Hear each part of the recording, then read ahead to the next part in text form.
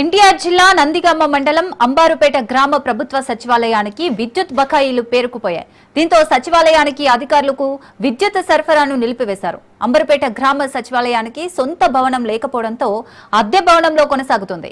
అయితే 8 నెలలుగా సచివాలయం అద్దె సొమ్ము పెండింగ్ లో ఉండగా 8 నెలలుగా కరెంటు బిల్లు కట్టలేదని సచివాలయానికి కరెంటు సరఫరా నిలిపివేశారు విద్యుత్ అధికారులు. పలు సమస్యలపై సచివాలయానికి వెళ్తున్న గ్రామ ప్రజలకు ఇబ్బందులు తప్పడం లేదు.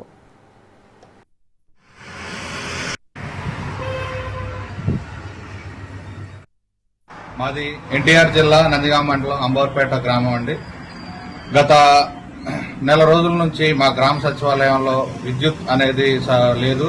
ఎందువల్ల అంటే విద్యుత్ బకాయి కట్టకపోవటం వల్ల, మరియు మా సచివాలయం వచ్చేసి రెంటెడ్ సచివాలయం అండి. ఆ రెంటెడ్ సచివాలయానికి గత 8 నెలల నుంచి బకాయిలు చెల్లించకపోవటం వల్ల, విద్యుత్ కూడా బిల్లులు కూడా కట్టకపోవటం వల్ల కరెంటు వారు వచ్చి పవర్ని కట్ చేయడం జరిగింది. కనీసం మా సచివాలయానికి సచివాలయం బోర్డు అనేది కూడా లేదంటే కనీసం గత సెక్రటరీ, ప్రస్తుతం పనిచేసే సెక్రటరీ గారు రవి గారు దీన్ని ఏ విధంగా ఎన్నిసార్లు మేము ఫిర్యాదు చేసినా కానీ కనీసం పట్టించుకోవటం లేదు. కనీసం మా సచివాలయంలో ప్రింట్ చేయడానికి కనీసం ఒక వైట్ పేపర్ కూడా ఉండదండి. ప్రజలు గత నెల రోజుల నుంచి తీవ్రంగా ఏ దరఖాస్తు పెట్టడానికి వచ్చినా కానీ కరెంట్ లేదు, కంప్యూటర్లో పనిచేయట్లేదని ఇక్కడ సచివాలయం సిబ్బంది చెబుతున్నారు. కావున నెల రోజుల నుంచి అంబారుపేట గ్రామ ప్రజలు బాగా ఇబ్బంది చెందుతున్నారు, విసుగు చెందుతున్నారు. దీన్ని పరిశీలించి మేము తెలియజేయటం అయినది.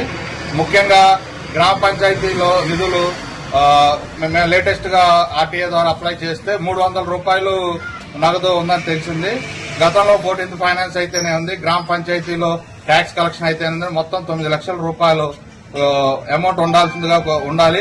మరి ఏం జరిగినాయో, దేనికి వినియోగించారో అది అమౌంట్ మాత్రం మొత్తం గోల్మాల్ అయిందండి, పంచాయతీ అమౌంట్.